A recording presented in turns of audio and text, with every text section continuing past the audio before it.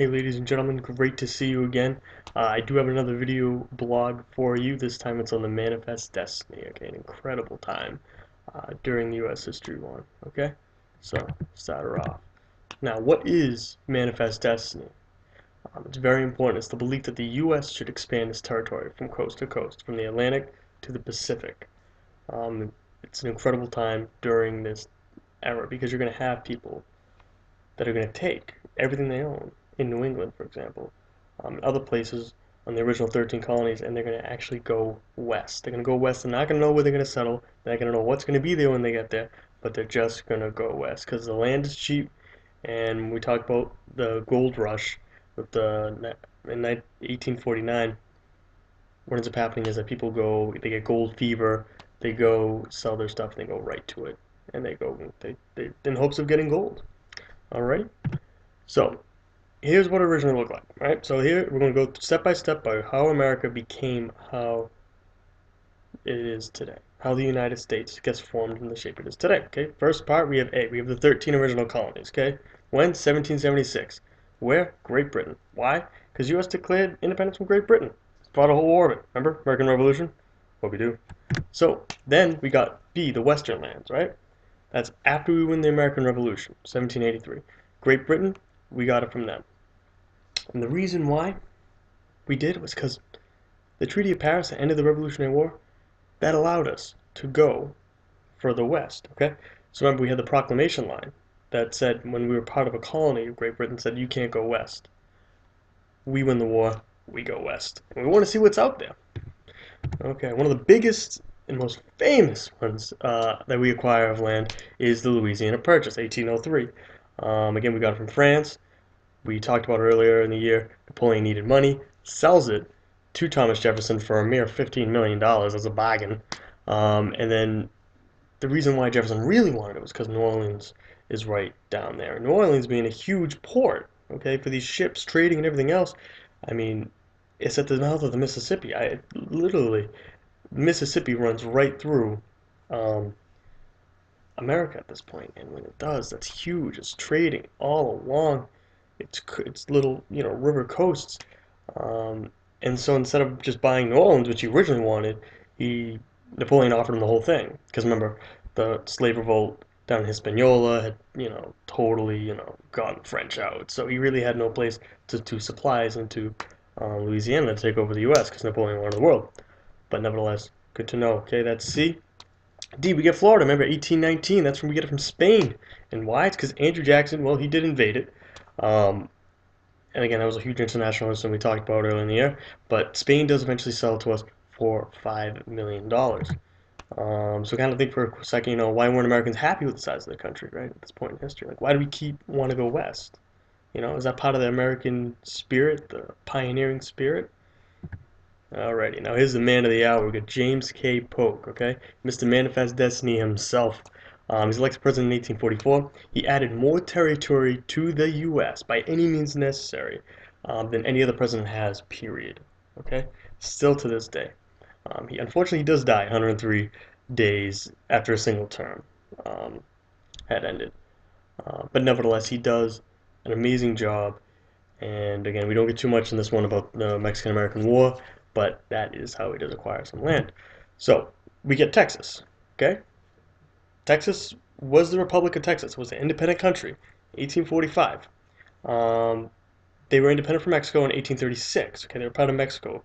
What ended up happening is that when Texas wanted to become part of the United States, because again, in reality, when you think, like, what country is going to stay surrounded by the United States and really not join? Because in all honesty, it could, excuse me, so many things could happen.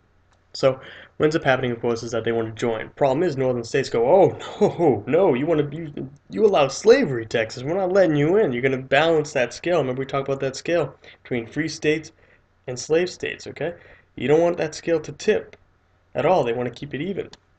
But finally, fears are overcome in 1844 in the presidential election.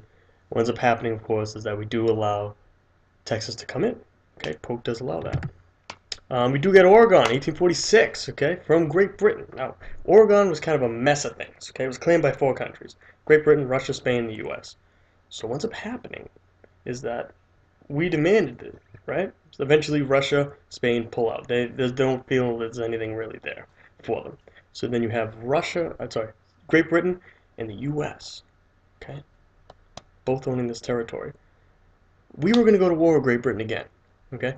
Even though we won the last two wars, technically, from Great Britain, we really didn't do good after the wars because they had just devastated us so much. So what ends up happening, of course, is that we are almost going to go to war ourselves and we say 54-40 a fight. But Britain does compromise at the 49-degree parallel, and the U.S. accepted it. And then, of course, that's how it gets that border today. The rest of it was in Canada. Okay, you have Mexican Cession. That's 1848. This is when we fought a war over. Okay, so again, we got it from Mexico. Polk offers to buy Mexican Cession from Mexico. They refuse. So of course, war.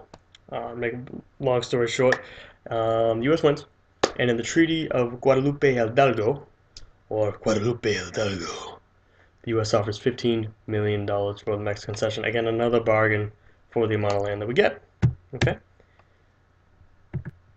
Now, just think for a second. Now, why does the U.S. keep offering countries money for territories we gain through war?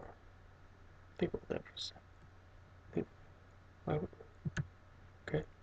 Now, maps come about in this time. It's very important because, of course, with maps, we're going to chart out these new territories, and that's how we're really going to start to know what's going on, okay? You guys should remember this from your maps, but of course we did the Oregon Trail. Again, for the most part, it lasts about 6 months, the journey altogether, about 3,000 miles. If you're going from Oregon, from the northern states over to Oregon, okay, it's about 300,000 to 5,000 went west on this large mass migration in U.S. history. It's incredible. It's one of the most traveled trails that has ever been during this era, okay? And again, if you look at the map right there, it does span quite a bit. Okay, so there's a couple, I kind of, visited it myself. So I got a couple, little photos there. It's a wagon they would use. There's ruts from the wagons, okay, left in the desert that were heading west that is still there to this day. That's how many had passed through on this. And again, you can physically see that rut. They made their own paths. Um, and again, the trail you can sit around. We got a lot of wild animals roaming free. We got 60, if you can imagine, 60 million buffaloes, okay? 1.5 million horses, okay? Prairie dogs, elks, deer, cougars, coyotes, we got them all, okay? And see, some there. Kind of cool, some horses. And again, all these guys too, okay? And bears. Gotta watch out for those bears. So again, one thing you might want to remember while you study for this quiz is that, of course, you want to know a little bit more also about the 49ers. Remember, the 49ers are going to be people going out in 1849 to California to find gold, and later they get a team named after them in football, 49ers. You also want to know about the Donner Party as well. That's the party that went out, took a shortcut. Remember, never take a shortcut, right? Actually brought them 100 miles off their course. Okay, and they were only 30 miles away from where they needed to be. Get stuck in the mountain. Remember, overnight, 5 feet of snow fall down. What ends up happening, of course? They end up beating each other and resorting to cannibalism. Okay, do know that. Do also know about the Cowboys going west. Okay, as they're going west, that's going to be a huge thing right there. About them and their ways, and that's really it. Okay, as long as you know these things, you'll be golden for the quiz. Okay. Again, this is me, Mr. Lang, saying goodbye. And again, if you have any more questions, please come see me, okay? Alright, take care, guys.